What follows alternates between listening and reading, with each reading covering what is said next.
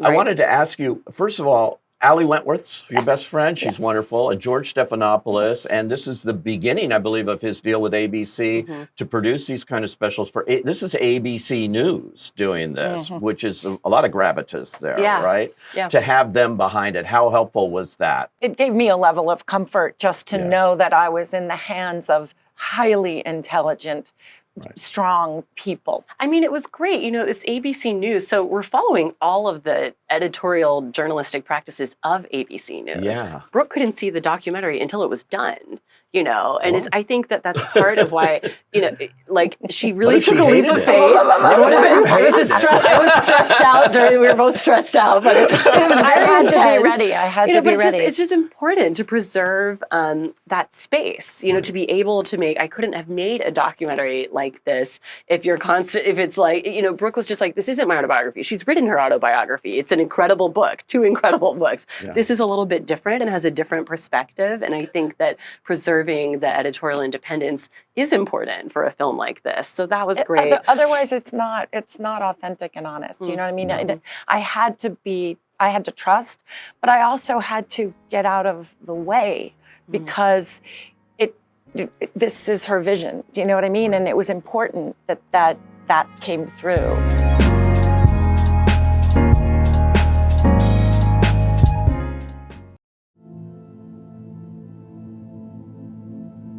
It's pretend. This is all make-believe.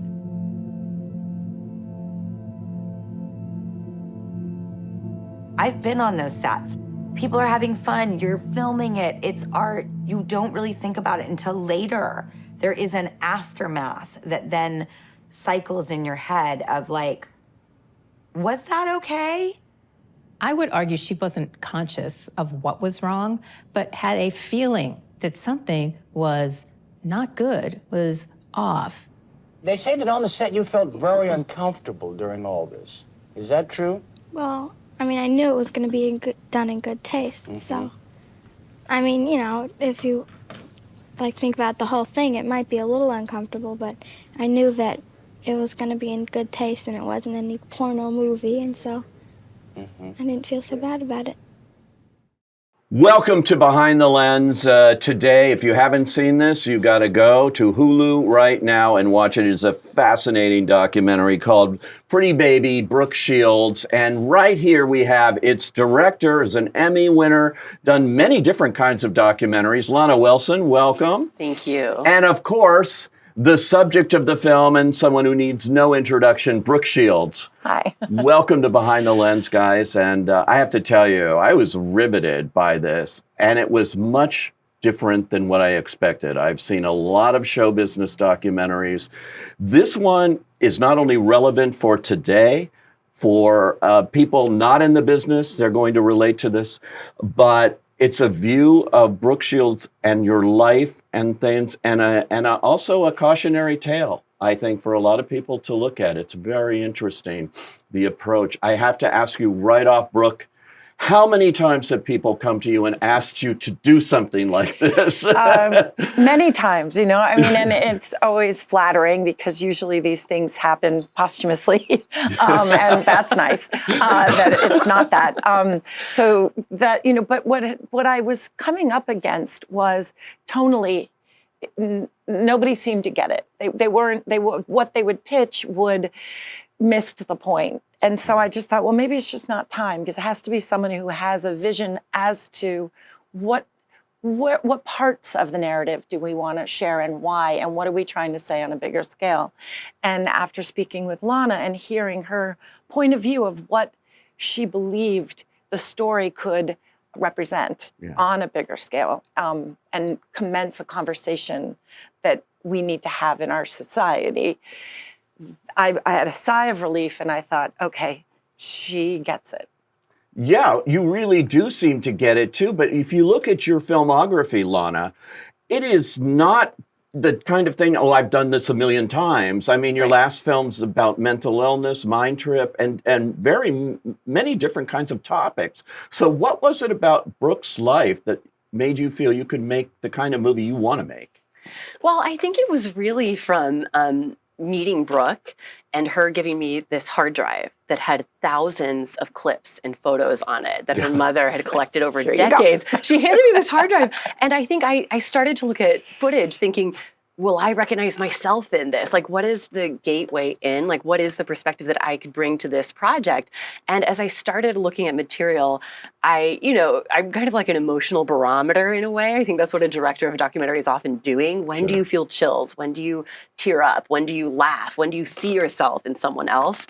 And as I started to look at this footage, I was first struck by Brooke at age 12, on all these talk shows, doing the press tour for Pretty Baby, being asked by talk show hosts, first being praised for her sexuality, for being so beautiful and sensual. You're so mature for your age. Congratulations on that. But also, aren't you concerned you've gone too far? Is this pornography? Right. And I really recognized a much bigger, more universal experience in that a lot of girls have of you should be beautiful, that's good, but don't go too far, don't be too sexual, that's bad, you'll be punished. Yeah. And so that was the first moment of many where I thought Brooke's personal story is extraordinary in itself, and there's a lot of richness and layers in that. But there's also the story of Brooke Shields, the symbol, and what did that mean, and why was she so controversial, and how did that change over time, and what does that say about all of us? Yeah, it's fascinating too to see you in all those interviews, and you had such an archive. I mean, that's a segment of the movie too about that archive, about how you went in and basically took it from your mother. I did. I mean, I will always regret the way I did it, but my mom saved everything. You know, I was her prize, and it was a scrapbook of sorts, but it just happened to have been decades of material from beta, half-inch, quarter-inch. I mean, I've been around a long time. So it was, and I didn't know what I was ever going to do with it, except possibly show my children, but I knew that there was some reason that we needed to keep the documentation. So I digitized everything. Wow. And it was for my own archive, for my family. I didn't know what I was going to do with it. And then it just so happened that I said, well, here you go. Here's my life. So, it's amazing. I even saw that your mother would, at the end of every talk show appearance, go and get a tape immediately. Immediately. Right? I've never heard, I was a producer on Arsenio and different shows and things, and I just go, wow, I've never heard of that. And not to obviously own or do anything with, but for your life, for your archives. And obviously then you get permissions. But she didn't leave a studio until we had a VHS or a tape in our hands, which was unheard of. I wonder if she had it in her head someday. This is going to come in handy. Probably. I mean, it was probably like, oh, you'll get a lifetime. And some of the most interesting footage in the film, you know, the stuff of like young Brooke sticking her head out of the car as her mom slow motion drives her into the sunset. A lot of that stuff is from an unfinished documentary called Look at Brooke that Terry had commissioned. There's a lot of interesting behind the scenes stuff of you on sets that was all part of this documentary that never got finished, but clearly your mom was thinking this could be a documentary one day. I mean, I think she thought that I was extraordinary. And I was her focal point, and so I think that she, you know, it's saving your trophies of your kid who's a soccer player or whatever. It's just mine was kind of played out on a different stage. Even the wedding video with Andre. What's his name? The camera is going into her, like you're making a movie almost, and her expressions and things are extraordinary. You know, you can see everything she's thinking at that moment. And that was a tough moment for her. And it's there. It's there on tape. You can see it. It's just, I don't even think she was cognizant of what her face looked like. But it's crushing. It is because she's fearful of losing the one thing that her life depends on, you know. And that's what, among many things, this movie is about. It's a mother-daughter story. And, and the switching of the roles, too. Because you do, it seems to me, everything you do for her because you know you have to save her. And a child of an alcoholic, that's very often the case. You know, you become hypervigilant. You have to protect your life force, your food source, your mama. And my parents were divorced when I was only 5 months old. So, and I had a very beautiful relationship with my father throughout his whole life and my whole life, well, our lives together.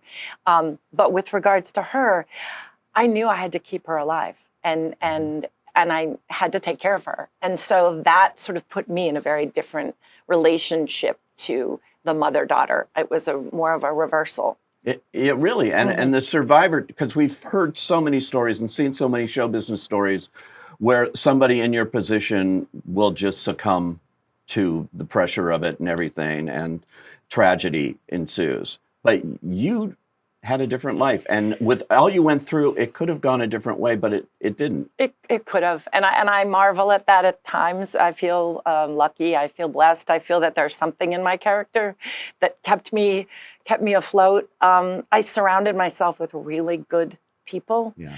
I never completely lived in the Hollywood world. I always went to all my formal education was normal, so to speak. Yeah. I was never, studio taught or got a high school equivalency test. And those sort of formative years were important for my social growth and for my confidence, and I think all of that helped me have perspective on an insane industry. Yeah. That is just not a healthy one.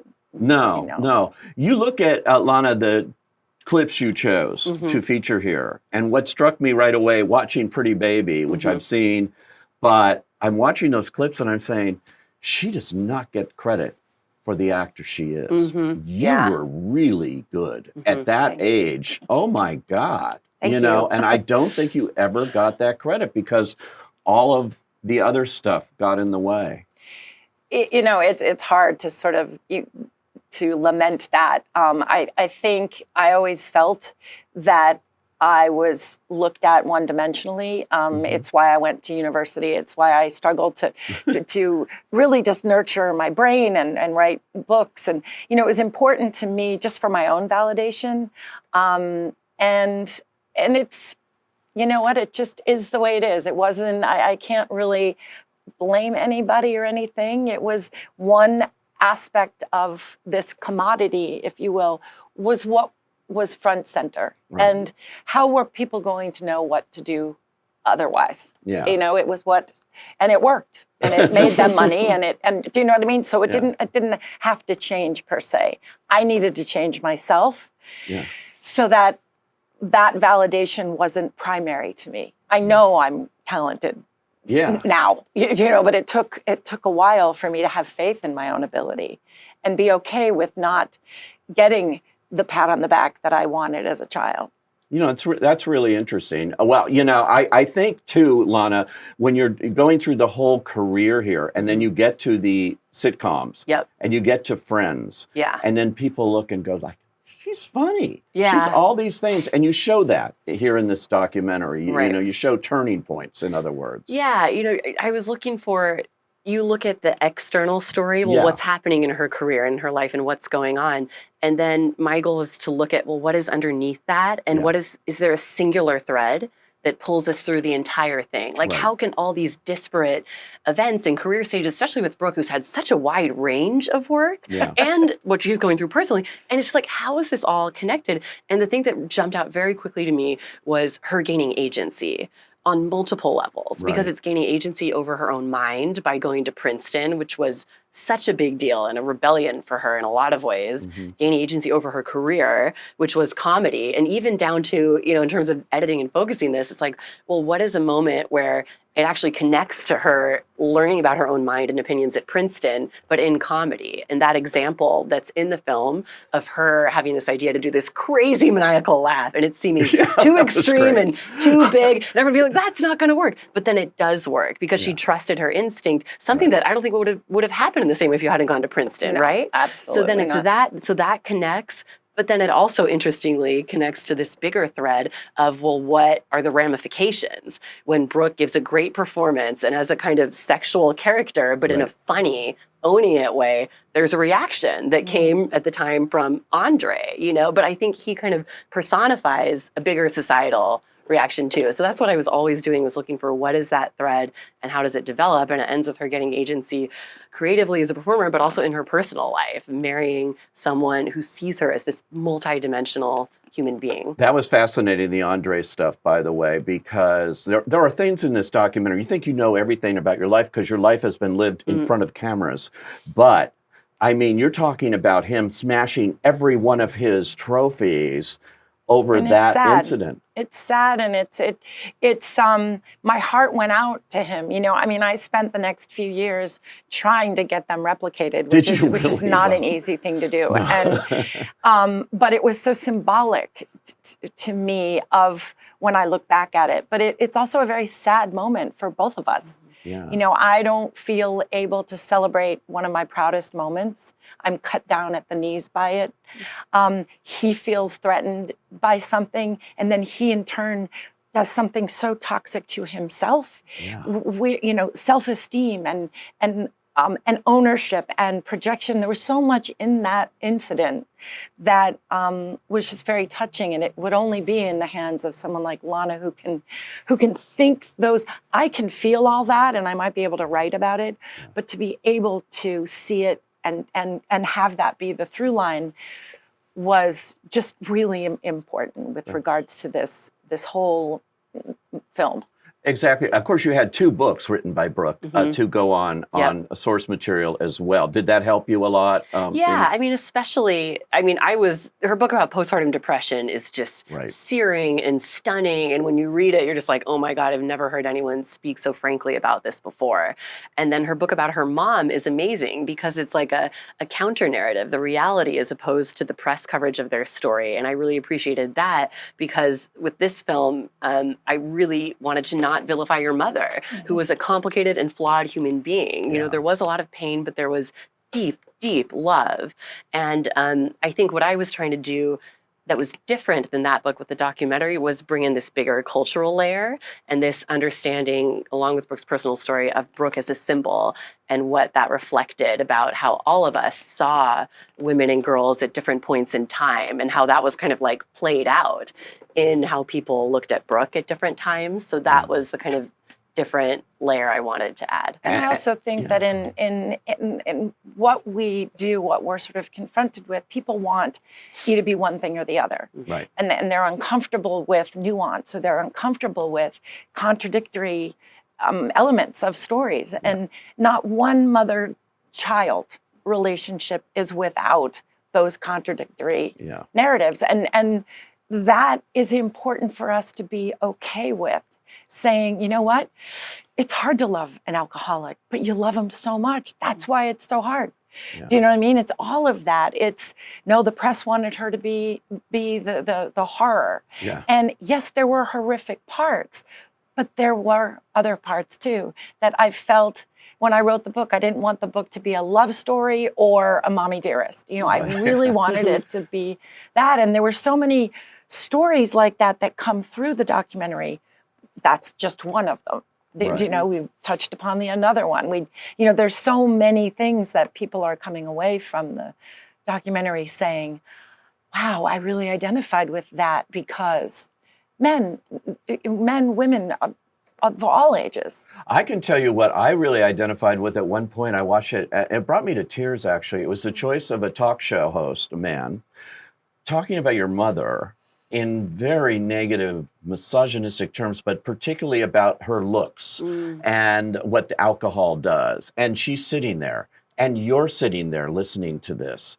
And it just blew me. I just have not seen anything like that. And I was thinking, what's going through this daughter's, not this movie star's mind, this daughter's mind, watching this guy talk to her mother, as difficult as that relationship was. I thought that was an extraordinary. Yeah, that's a moment a lot of people bring up. And I think it's so sad. Yeah. I'm trying so hard to say, well, she has allergies. And then I and you're not lying. No. You have to be honest. But and then the little moment where I say, she's my mama.